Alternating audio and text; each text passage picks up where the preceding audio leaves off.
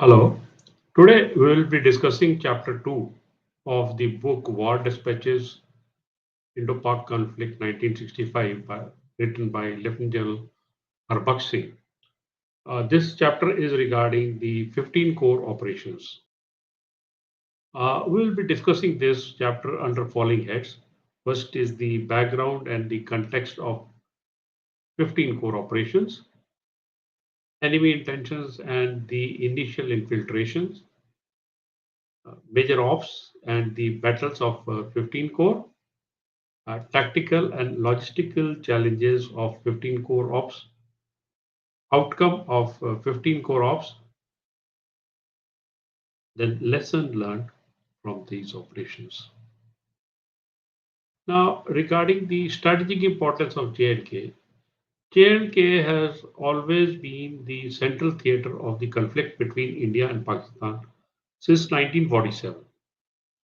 By 1965, Pakistan viewed Kashmir as an unfinished business of partition and sought to exploit what it considered political discontent among the section of Kashmiri population.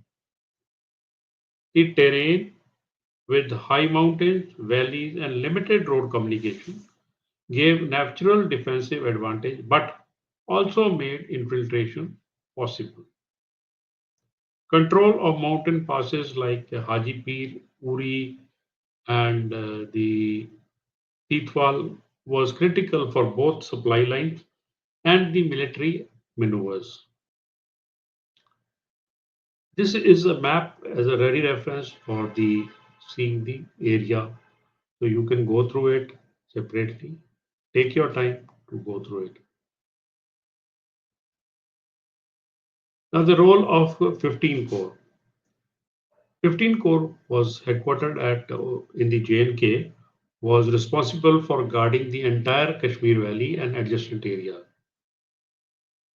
Its area of responsibility stretched from Ladakh in the east to Punch and Rajouri in west, covering some of the most difficult mountain terrain in the South Asia.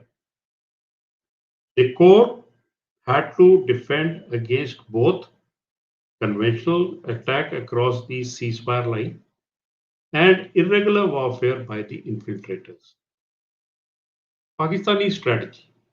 Pakistan conceived of Gibraltar, a plan to infiltrate thousands of armed men into J&K in August 1965.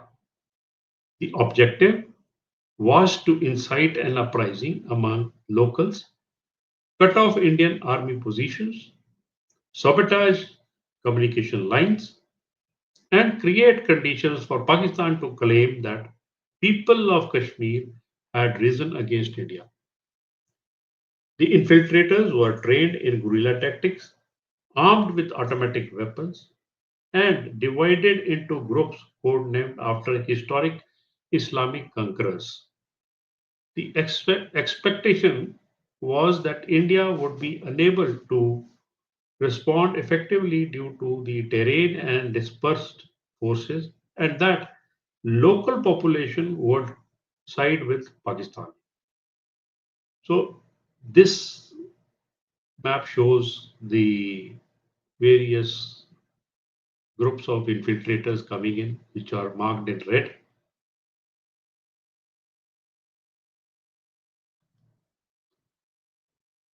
Indian intelligence and preparations.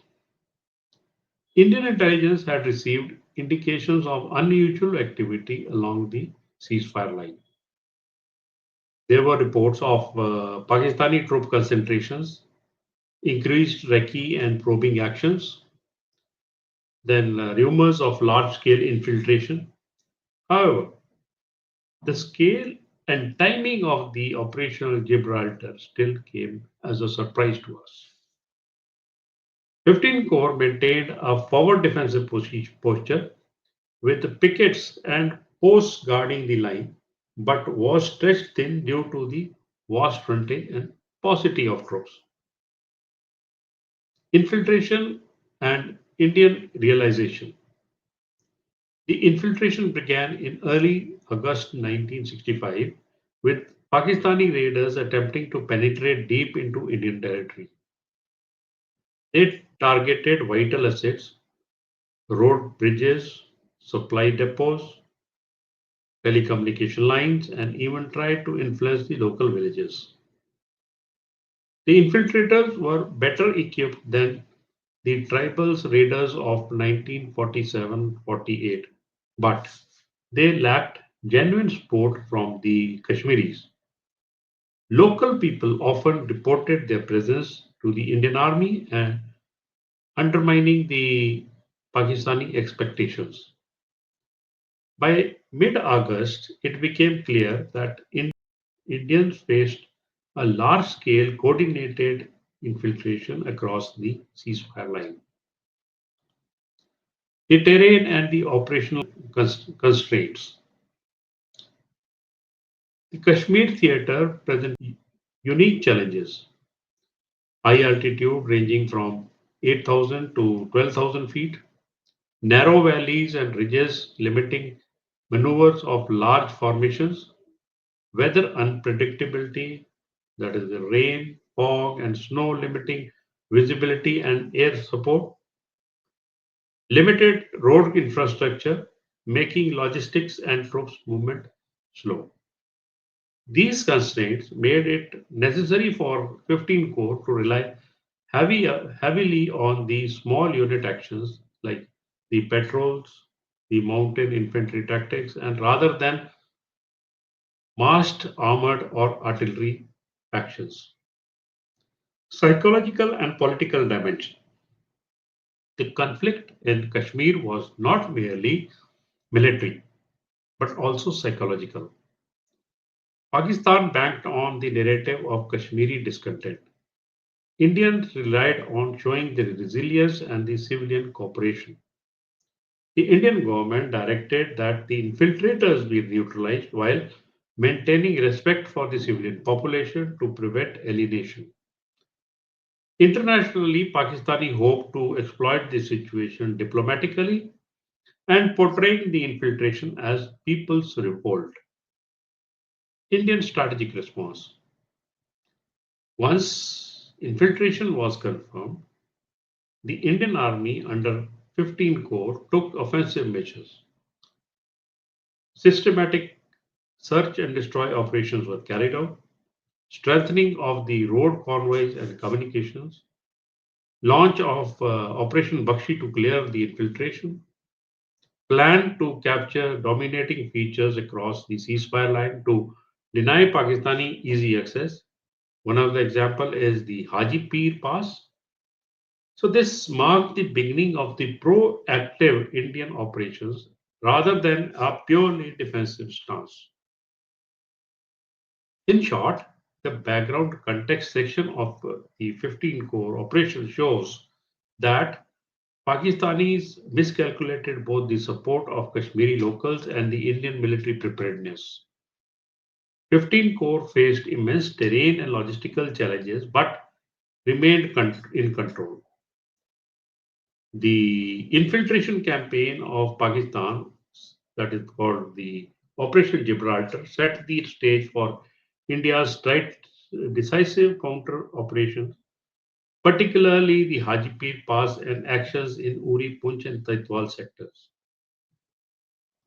Now we come to the enemy intentions and the initial infiltrations.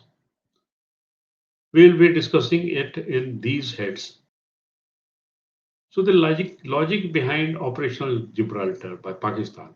Pakistan's military and political leadership was convinced that Kashmir was ripe for revolt. They believed discontent in valley could be harnessed if given a spark, which the infiltration was meant to provide. Pakistani planners assumed India was still recovering from the 1962 war with China. Indian forces were outstretched, poorly equipped, and unprepared for mountain warfare. They also thought that Kashmiri Muslims would join the infiltrators, creating a mass uprising. They also thought that the international community, especially the UN and the Western powers, would quickly intervene, freezing the situation in Pakistan's favor. This was an ambitious gamble that blended irregular warfare with the political opportunism, but it underestimated Indian resilience and overestimated Kashmiri willingness to rebel. Scale and composition of the infiltration. Operation Gibraltar was launched in early August 1965, involving 5,000 to 7,000 trained personnel infiltrating across the ceasefire line. Infiltrators were divided into groups named after historic Islamic warriors like Salahuddin, Tariq, Khalid, Ghaznavi, Babur, Hyder, and others. Each group was tasked with the operations in different regions of Jammu and Kashmir. Their objectives were cutting off the supply lines and road communication, especially the Srinagar Leh and Jammu Srinagar highways, sabotaging bridges, tunnels, and depots, attacking vulnerable Indian posts and ammunition dumps, encouraging locals to rise against the Indian rule. The infiltrators were well armed with automatic weapons, explosives, and radios. All this was far superior to the ill equipped tribal raiders of 1947-48. Pakistani expectations, as discussed earlier also, they anticipated that once chaos spread, India would lose administrative control on the valley. Pakistani forces could openly intervene across CFL ceasefire line under the guise of protecting Kashmiri aspirations. A UN brokered ceasefire would then consolidate Pakistan's territorial advantage. The plan relied heavily on secrecy, speed, and local collaboration. The reality on ground. Contrary to the expectations, local Kashmiri population did not rise in revolt. Many Kashmiri villages instead of informed Indian authorities about the infiltrators. This intelligence flow became critical in locating and isolating the raiding groups. Pakistan's assumption of Indian paralysis was false. 15 Corps reacted quickly, reorganizing its forces and launched search and destroy operations. Indian patrols aggressively pursued infiltrators, denying them time to organize. So, initial Indian countermeasures. The first report of infiltration came in early August when unusual movements were reported around Gulmarg, Uri, and Punch. Indian forces adopted a three-pronged approach: protection of the vital communication, that is, securing the road, bridges, and depots, search operations in the villages and the forests, often aided by the locals, sealing infiltration routes across the mountain passes and nalas. The Jammu Srinagar highway, a lifeline for supplies, was a major target of infiltrators, but Indian forces managed to keep it open. Coordination between army, police, and local administration was intensified to prevent panic. The key encounters in the area were several clashes occurred in Uri, Punch, Gulmarg, and Rajouri sectors. Infiltrators attempted to cut the Srinagar from Jammu by destroying bridges near Ramban, but they were thwarted. Indian forces captured many infiltrators alive, exposing the Pakistani plan. By mid August, it was clear that this was not a minor border raid, but a large scale state backed operation. So, escalation of the offensive. Once the scale of infiltration was evident, Indian Army leadership concluded that mere defensive measures would be inadequate. Lt Gen Harbakhsh ordered 15 Corps to launch offensive operation across ceasefire line to capture dominating ground and cut infiltration bases. This led to the planning and execution of Haji Pir Pass operation, one of the most significant Indian successes of the war. So, major operations and battles of the 15 Corps.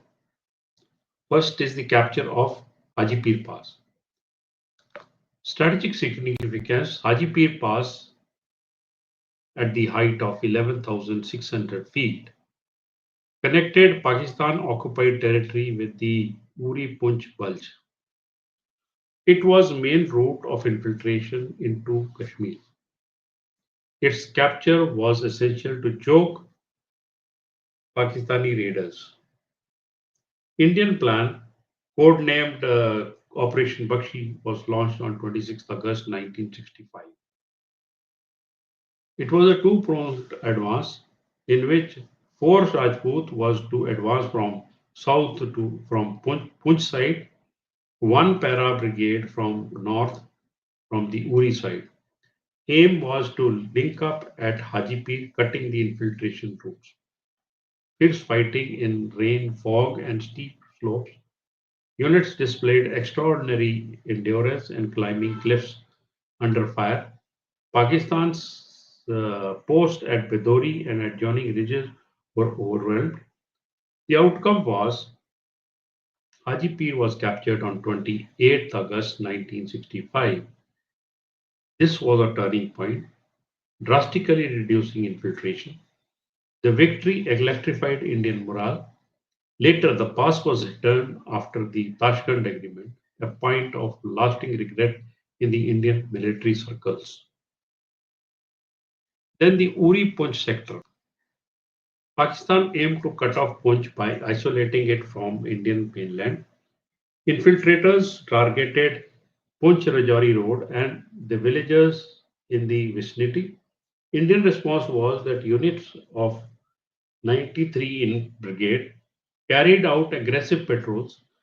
Villagers often guided Indian troops to infiltrators' hideouts. A series of search and destroy missions broke the back of the raiders. Key engagements were in the fights of Rak, Mender, and Surankot.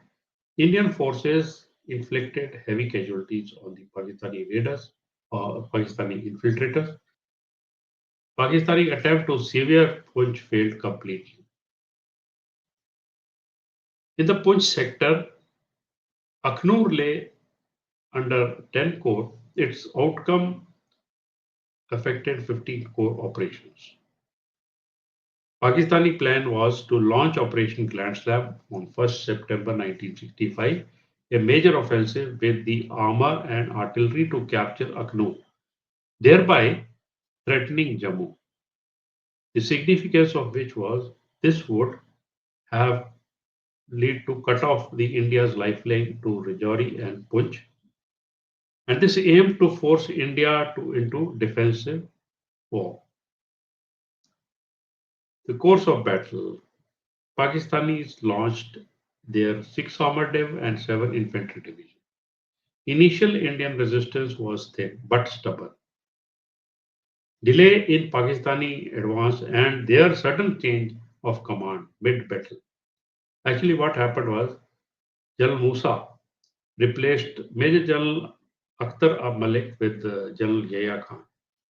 So this crippled the momentum of their operation. On the Indians' response, the reinforcements of the defensive positions were rushed in.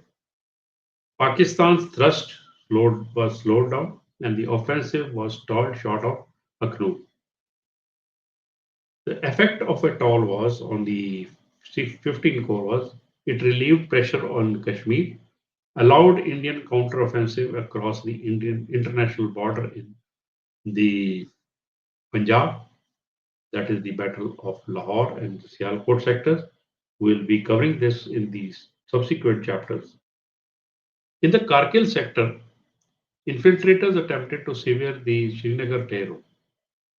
Their objective was to isolate Indian garrisons in Ladakh and create a repeat of 1947 scenario. So on the Indian side, in 1 to 1 infantry brigade deployed along the key ridges. Posts like Dras and Kargil were strengthened. Convoys moved in under heavy security. Several firefights were there along the ridges. Indian patrols destroyed infiltrators bases at Tulail and Dras sector. The outcome was, despite initial disruption, the Srinagar Leh road remained open. Infiltrations into Ladakh failed completely. In the Tithwal sector, this area saw heavy fighting in 1947-48 also. In 1965, the situation was Pakistan used Shamshabari Ridge routes to push in the infiltrators. Aim was to harass Indian post stretch defenses and tie down the reserves. Indian counteractions were the 19th Infantry Division units aggressively patrolled. Search and destroy operations launched in the forward areas. Strong defensive actions at Nachnia, Kangthar, and Chokibal.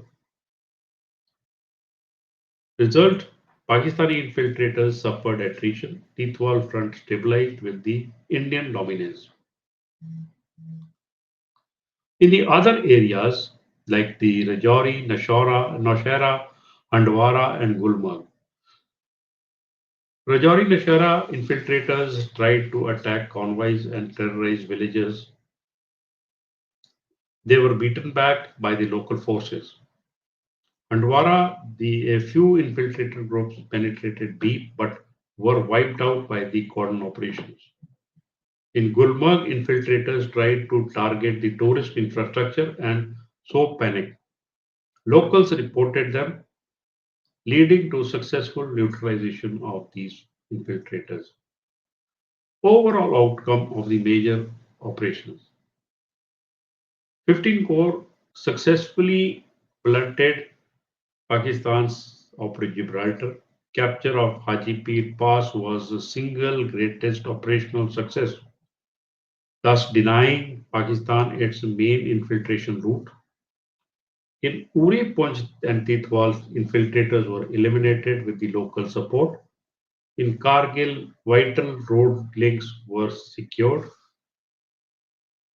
Pakistan's conventional escalation at Akhnur, that is the Grand Slam, failed due to poor execution and Indian firm response. The tactical and logistical challenges of 15 Corps operations. The terrain: Himalayan battlefield. The Kashmir theatre posed some of the most difficult terrain in the world for military operation. The ceasefire line stretched over 740 kilometers of mountain valleys and gorges, ranging from snow-clad peaks of Ladakh, the height ranging from 12,000 to 18,000 feet, forest-clad valleys of the Uri, Gulmarg, and Punch, height varying from 6,000 to 10,000 feet. Movement of troop was restricted to the narrow mule tracks, steep ridges, and winding roads, vulnerable to ambush. Large-scale maneuver of armor or artillery was virtually impossible in most of the sectors. Terrain favored infiltrators who could slip through the nalas and the mountain passes unnoticed. But terrain also favored defenders. Well-sighted posts on the ridges commanded dominating fire control. Weather and climate: operation coincided with the monsoon season, that is July to September. Rain and fog reduced visibility and grounded aircraft and hampered artillery observations. Roads turned into slush, restricting movement of the convoys. Troops endured cold nights and high altitude, even in summer. Sudden cloudbursts often destroyed bridges and cut off the communication. Weather thus added unpredictability, forcing commanders to rely on small actions rather than massed assaults. Logistical supply and issues. In this, the lines of communication were stretched and vulnerable. The Srinagar Jammu highway was the lifeline of 15 Corps. Infiltrators repeatedly tried to destroy the bridges and block convoys. Helicopters were limited in number and capacity. Supplying of the forward post was a nightmare. Rations, ammunition, and fuel had to be carried on mules and porters in the many of the sectors. In Kargil and Titwal, troops survived with bare minimum rations during the intense clashes.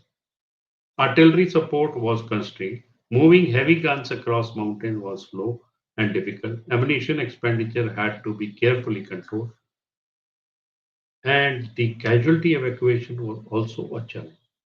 Wounded soldiers had to be carried over miles of steep tracks, therefore reaching the roadheads. Weather often delayed helicopter sorties. Despite hardships, troop morale remained high. Factors that sustained troop morale was clear sense of mission, defending Kashmir from the infiltrators. Then there was support from the locals, and the early success, like the Haji Pir, were a booster in the confidence of the troops. Troops demonstrated remarkable endurance and fighting spirit, climbing cliffs and under fire and operating with minimal supplies.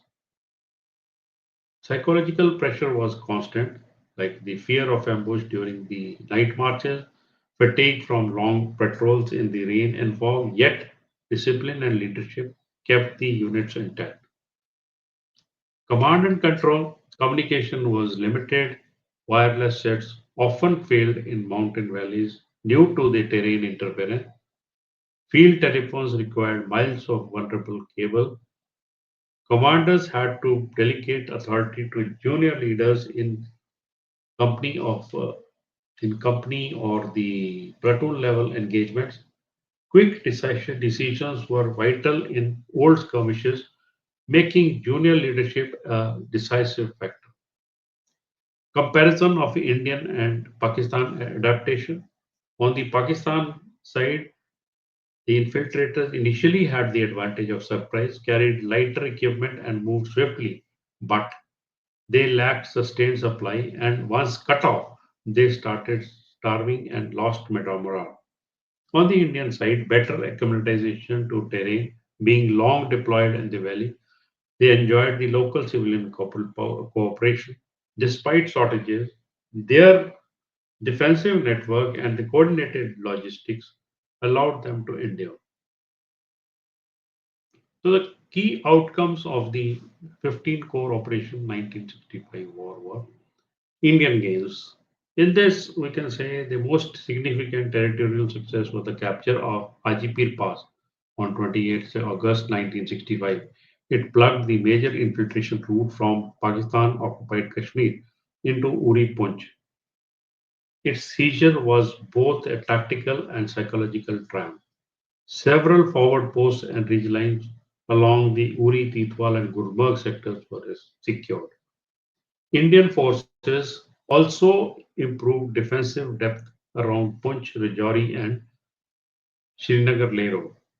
Indian losses were very limited ground were lost. A few posts changed hands temporarily during the infiltration attack, but most were swiftly regained. The biggest setback was political, not military, which was the return of Haji Pir Pass under the Tashkent Agreement in January 1966.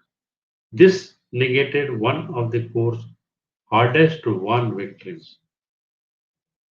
Casualties. On the Indian side, exact figures vary, but 15 Corps suffered heavy casualties in mountain fighting, particularly in the assault on Haji Pir and in the continuous patrol clashes. Infantry units took the brunt, with losses in officers and junior or leaders disproportionately high due to small unit combat.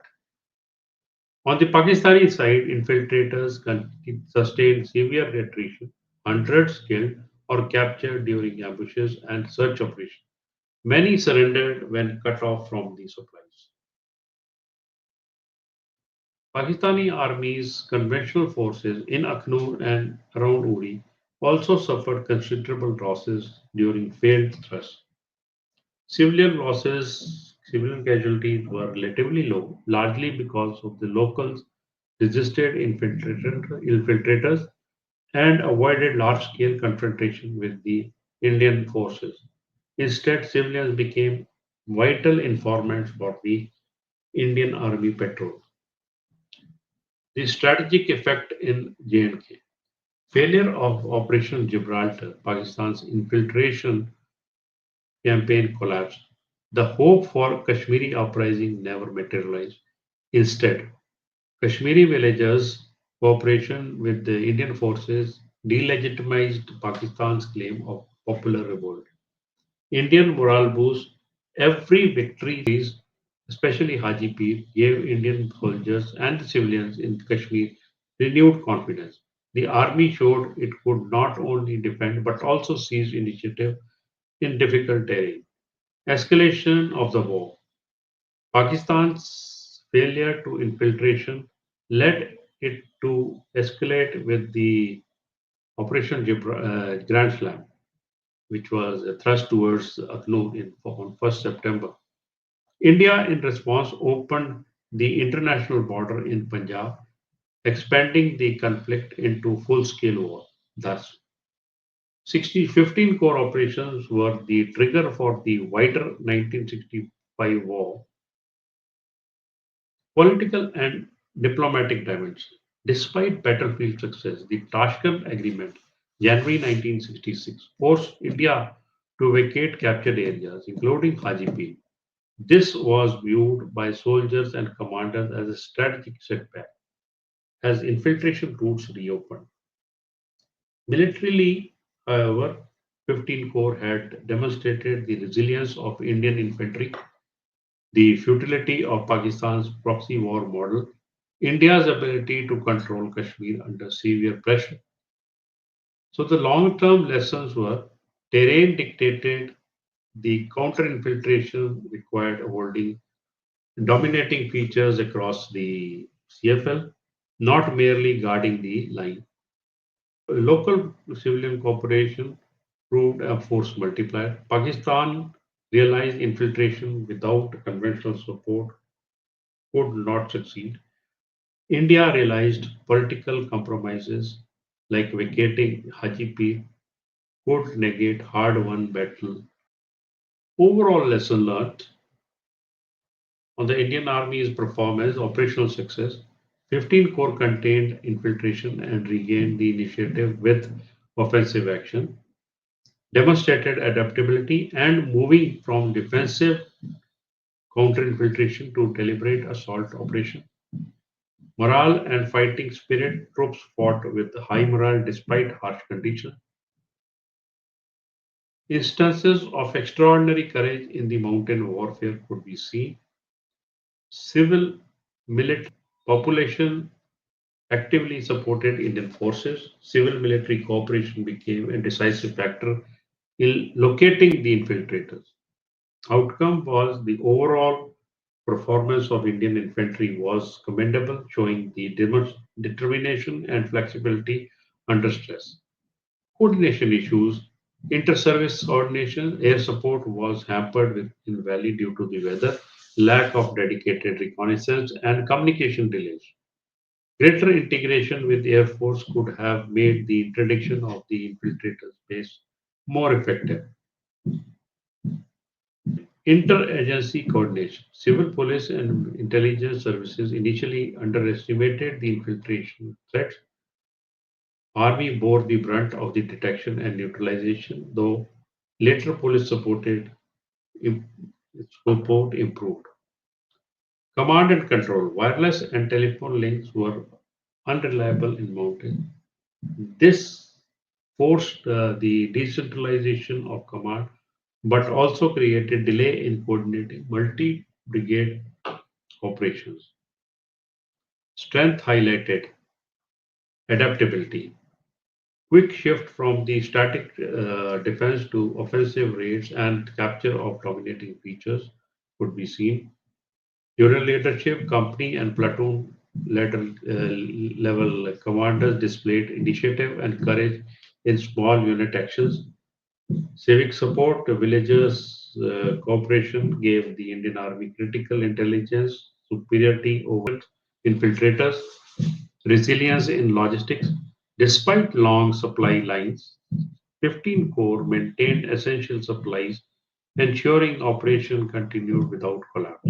Morale under hardship, troops endured rain, cold, fatigue, and isolation without breakdown in discipline and fighting will.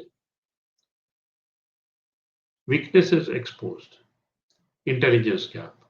Scale of Pakistani infiltration was underestimated before August 1965. Strategic warning signals were present but not fully acted upon. Communication, terrain disrupted, wireless sets, field cables were vulnerable to sabotage. This limited higher headquarters' ability to monitor and direct battles. Logistics and vulnerability. Overdependence on Srinagar Jammu highway as a single lifeline created risk. Convoys were often exposed to infiltrator attacks. Political military discontent. Despite military capture of Haji Pir, political decision on Tashkent forced its return, undermined soldiers' morale. Air power limitations. Lack of immediate close air support in mountain valleys reduced the operation. One doctrinal takeaways, counter-infiltration. Mere defense along the ceasefire line is inadequate. Dominating terrain across infiltration routes must be controlled. Civilian cooperation, civil military operation cooperation is in counter-infiltration is as critical as the troop deployment. Regarding the jointness, effective integration of the Army, Air Force, intelligence, and the police is essential in such hybrid conflicts. Strategic prudence, political leadership must align with the battlefield realities. Otherwise, hard won victories may be squandered. Strategic balance. In this, we can say Pakistan's gamble of infiltration highlighted its overestimation of Kashmiri discontent and underestimation of India's willpower. For India, the lesson was clear. Kashmir would only be secured by active defense and offensive action, not passive guarding. Early detection and denial of infiltration routes is vital to prevent repetition. So, to conclude, we can say the operation of 15 Corps in 1965 war stand out as a demonstration of resilience, adaptability, and initiative in the face of adversity. Despite Pakistan's ambitious plans under the Operational Gibraltar and later Operational Grand Slam, the Indian Army not only contained the threat but also turned that tide with bold actions such as the capture of Haji Pir Pass. The campaign highlighted the importance of local civilian cooperation, junior leadership, and troop morale in counter-infiltration across the most difficult mountain terrain. At the same time, it exposed gaps in the intelligence, inter-services coordination, and the political military alignment, with battlefield gaining gains like Hajipir later surrendered at the negotiating table. Ultimately, 15 Corps ensured that Kashmir remained firmly in India's control and set the conditions for India's wider offensive across Punjab plains. The campaign remains a lasting lesson in the integration of defense, offense, and the strategic prudence. Thank you. We'll be discussing the other chapters the subsequent videos.